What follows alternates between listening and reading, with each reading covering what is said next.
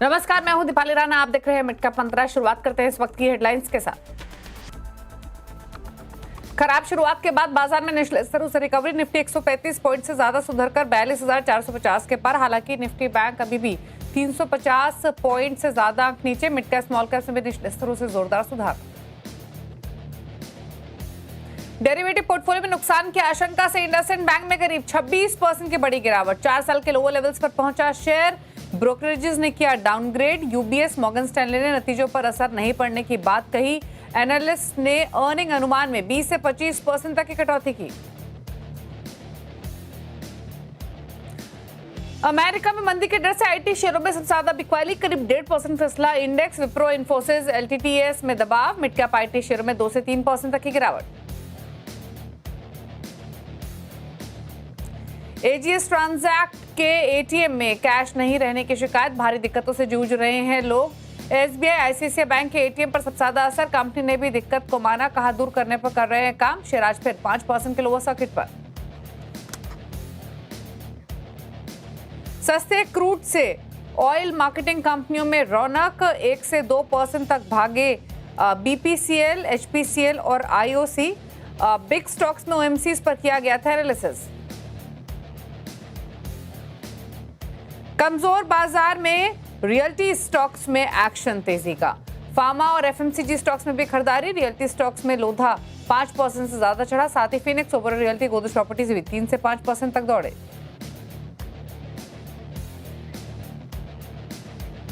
आप देख रहे हैं मिड कैप मंत्रा और स्ट्रैटेजीज पर फोकस करेंगे। तमाम खबरें भी आपके लिए लेकर आएंगे। wavstrategy.com के आशीष के हमारे साथ बने हुए। लेकिन सबसे पहले इस समय का अगर मार्केट का मूड देखें तो शुरुआत कमजोर हुई। बेहद खराब संकेत इंटरनेशनल मार्केट से थे आज के कारोबार में, जहां पर अमेरिकी बाजार तेज गिरावट के साथ बंद हुए थे। इंडियन मार्केट्स खुले कमजोर, लेकिन लोअर लेवल से संभलते हुए दिखाई दे रहे हैं। निफ्टी अब दिन के ऊपरी स्तरों को अप्रोच करते हुए लोअर लेवल से संभला है। अब फ्लैट कारोबार कर रहा है 22,442 के लेवल्स पर।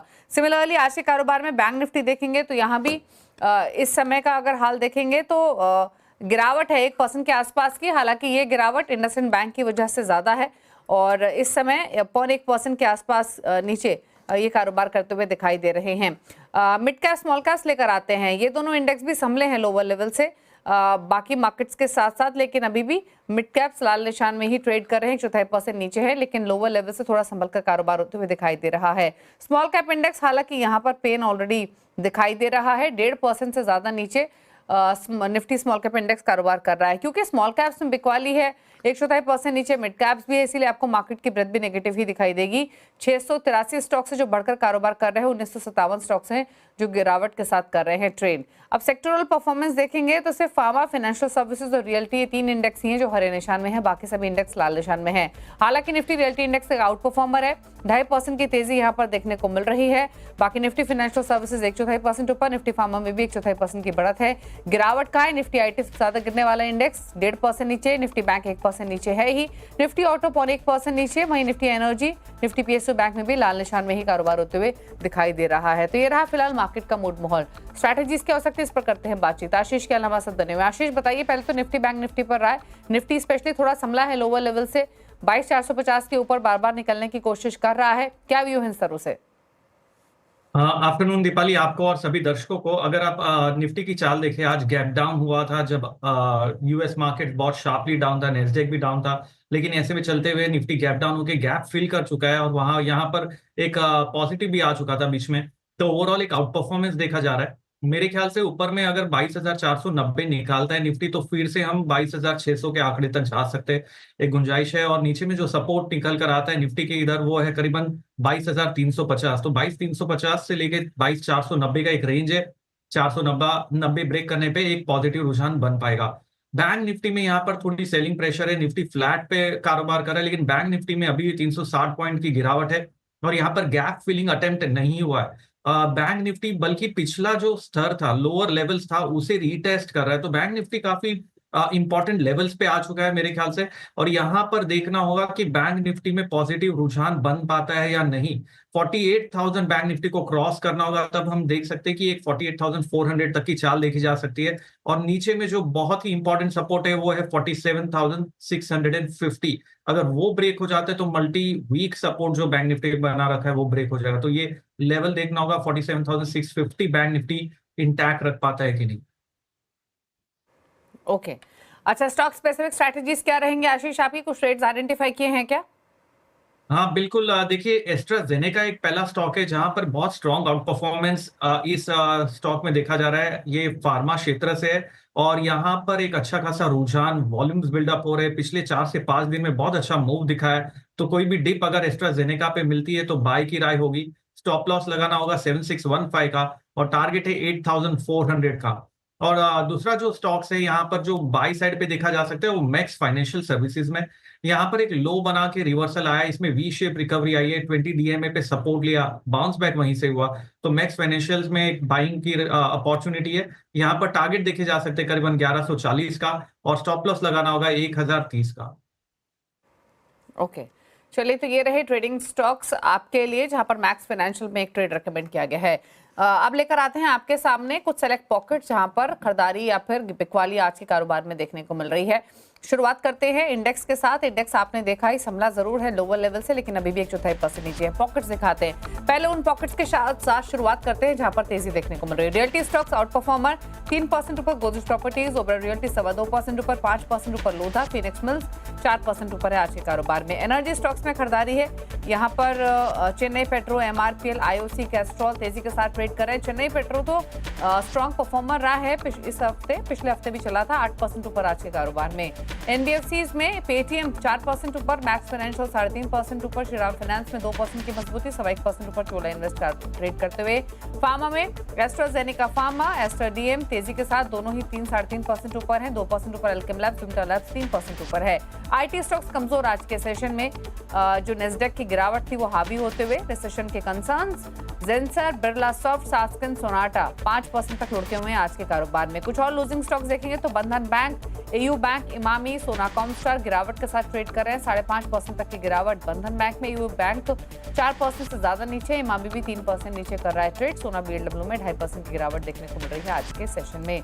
तो ये रहा हाल फिलहाल मिड कैप्स का। लेकिन आज एक स्टॉक जिसने मूड बिगाड़ा हुआ है बैंक निफ्टी का खास तौर से, वो है इंडसइंड बैंक। बैंक में आज 26% की भारी गिरावट है। क्यों आज बैंक बना है एक्सीडेंट ऑफ द डे, ये बताने के लिए यतिन मोता हमारे साथ मौजूद है। तो पहले तो यतिन यही समझाइए कि आखिरकार हुआ क्या है इंडसइंड बैंक में, क्यों इतनी भारी गिरावट देखने को मिल रही है।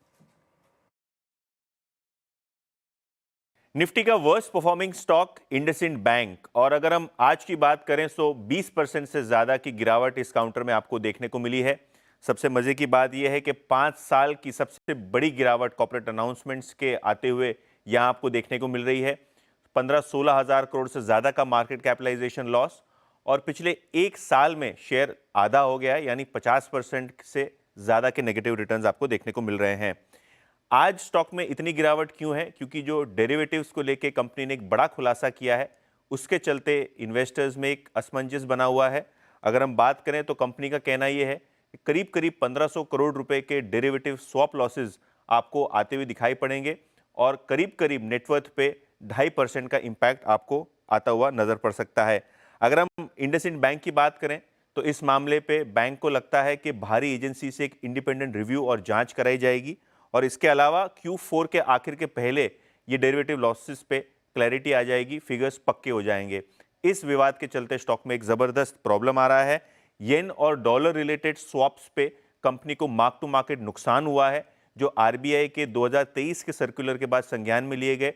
सितंबर 2024 से कंपनी ने इस पे खोजबीन चालू की, जिसके बाद अब इनको जाके पता चला है कि 1500 करोड़ से ज्यादा के लॉसेज आपको देखने को मिल सकते हैं। हालांकि ये एमटीएम लॉसेज दर्ज नहीं हुए, जिससे आगे जाके प्रॉफिट लॉस और नेट इंटरेस्ट मार्जिन्स पे आपको इंपैक्ट आता हुआ नजर पड़ सकता है। विवाद यही नहीं है, अगर हम देखें तो कुछ दिनों पहले कंपनी के सीएफओ ने एक इस्तीफा दिया, उसके बाद आरबीआई ने एमडी एंड सीईओ का जो कार्यकाल था सिर्फ 1 साल से बढ़ाया, जबकि बोर्ड की मंजूरी लगभग 3 साल के आसपास की आपको देखने को मिल रही थी। ओवर एंड अबव फंडामेंटली अगर हम बात करें तो जो माइक्रो फाइनेंस बुक के लॉसेज हैं ये भी बढ़ते हुए आपको नजर पड़ रहे हैं। अगर हम इंडसइंड बैंक की बात करें तो एक हफ्ते में शेयर लगभग 30% लुढ़क गया है, और अगर हम एक साल की बात करें तो लगभग 54% आपको इस शेयर में गिरावट देखने को मिल रही है। चलिए, तो ये तो बताया गया है कि क्या हुआ इंडसइंड बैंक में, कितनी गिरावट देखने को मिली है। लेकिन यतिन, अगर हम इंडसइंड बैंक की बात करें तो विवादों का बैंक बना हुआ है, लंबे समय से बैंक मुश्किल में है। कब क्या क्या हुआ एग्जैक्टली इंडसइंड बैंक के साथ? इंडसइंड बैंक में पिछले 12 महीने में बहुत सारे इवेंट हुए जिसके कारण स्टॉक में इतनी जबरदस्त गिरावट आपको देखने को मिल रही है। और अगर आप कैलेंडर खंगालें तो मई 2024 की बात करें तो प्रमोटर्स को अपना हिस्सा 26% तक ले जाना था।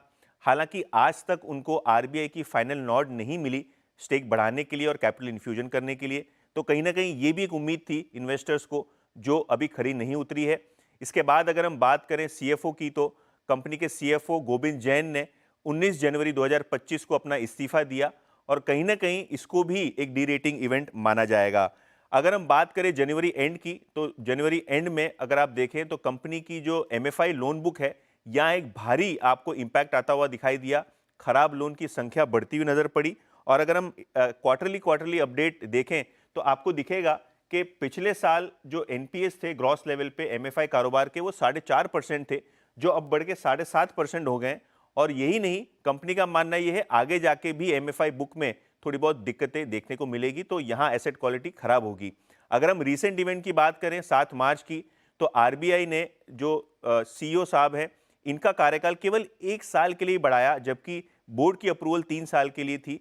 तो यहाँ भी आपने देखा कि शेयर को एक बड़ा झटका मिला है। और रीसेंट इवेंट है जो मार्क टू मार्केट लॉसेस छिपाने की जो इंपैक्ट है वो भी आपको देखने को मिल रही है। करीब 2.5% नेटवर्थ पे इंपैक्ट होगा। और यही नहीं, कॉर्पोरेट गवर्नेंस के लिहाज से भी अच्छी बात नहीं है, क्योंकि बैंक ने अपने स्वैप्स पे एमटीएम का जो लॉस है वो छिपाया, जिसके कारण आने वाले क्वार्टर्स में भी इसका इंपैक्ट देखने को मिलेगा।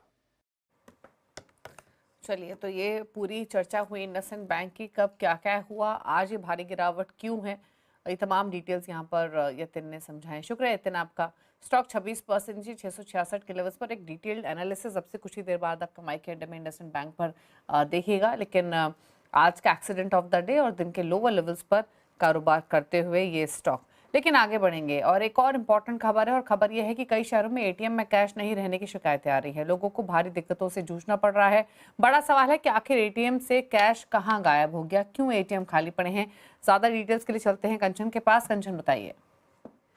जी डेफिनेटली, जब भी हमारी सैलरी आती है या कैश की जरूरत होती है तो सबसे पहले हम जाते हैं एटीएम में। लेकिन क्या हो जब हम एटीएम में जाए और वहां से कैश ही ना निकले, ये लोगों के लिए काफी बड़ी दिक्कत बन जाती है। बेसिकली जो एटीएम को सर्विसेज कंपनी प्रोवाइड करती है एजीएस ट्रांजैक्ट, उसमें काफी ज्यादा हमें फाइनेंशियल दिक्कतें देखने को मिल रही है, जिसकी वजह से उसकी जो हालत है इस टाइम पे खस्ता हो गई है। ये इस टाइम पे काफी ज्यादा विवादों से गुजर रही है। इसके साथ ही साथ अगर पिछले हफ्ते की बात करी जाए तो जो कंपनी है और साथ ही साथ जो कंपनी की बाकी के यूनिट्स हैं उसमें भी करीब 39 करोड़ का डिफॉल्ट देखा गया था। उसके बाद क्रिसिल ने और इंडिया रेटिंग ने भी कंपनी की जो रेटिंग है उसको डाउनग्रेड कर दिया है। यही नहीं बल्कि जो कंपनी के 4 इंडिपेंडेंट डायरेक्टर्स हैं उन्होंने भी कंपनी से इस्तीफा दे दिया है। इसके बाद जो कंपनी के एम्प्लॉयज हैं उनका कहना है कि हम एटीएम सर्विस की जो सर्विसेज प्रोवाइड करते हैं वो देने नहीं जाएंगे। उसके पीछे का कारण ये है कि एम्प्लॉयज ये बोल रहे हैं कि हम कैश तो देने जाएंगे लेकिन पहले कैश हमारी जेब में तो आए। यानी कि जो एम्प्लॉयज हैं कंपनी के उनकी भी काफी लंबे टाइम से जो सैलरी है वो इस टाइम पे पेंडिंग होती हुई नजर आ रही है। इस टाइम पे जो कंपनी इससे सबसे ज्यादा इंपैक्ट हुई है उसमें सबसे पहला नाम आता है एसबीआई का, आईसीआईसीआई बैंक और साथ ही साथ एक्सिस बैंक। एसबीआई के करीब 14,000 एटीएम ऐसे हैं जो इससे इंपैक्ट हुए हैं, और एक्सिस बैंक की बात करी जाए तो 5,000 एटीएम ऐसे हैं जो इससे इंपैक्ट हुए हैं।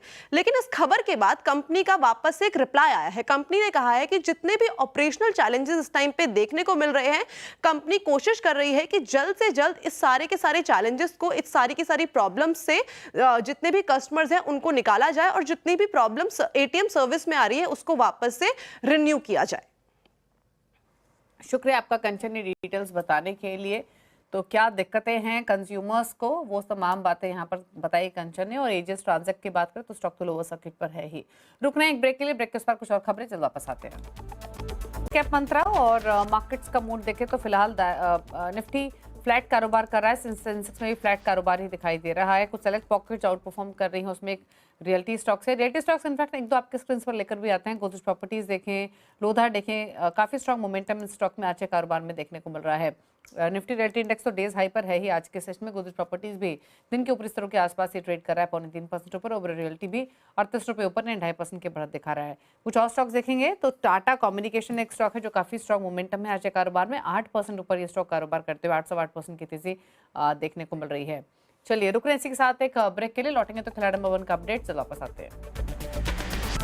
फटाफट से लेकर आते हैं खिलाड़ी नंबर 1 का अपडेट। इस हफ्ते मुकाबला चल रहा है पृथ्वी फिनमार्ट के हरीश जुजारे, रघुनाथ कैपिटल के पवन महेश्वरी और फिनबर्ग मैनेजमेंट की मधु बंसल। रिटर्न की स्थिति आपके सामने, मधु बंसल लीड करते हुए 4.5% के रिटर्न्स के साथ 1% ऊपर पवन महेश्वरी का पोर्टफोलियो। हरीश का पोर्टफोलियो -5% के रिटर्न्स लैंड कर रहा है। तो ये रहा अपडेट। इसी के साथ एक ब्रेक उस पर अब देखिए न्यूयॉर्क कंपनी में आज हम बातचीत करेंगे ब्लू स्टार के एमडी बी त्यागराजन से। एक छोटे से ब्रेक के बाद नमस्कार।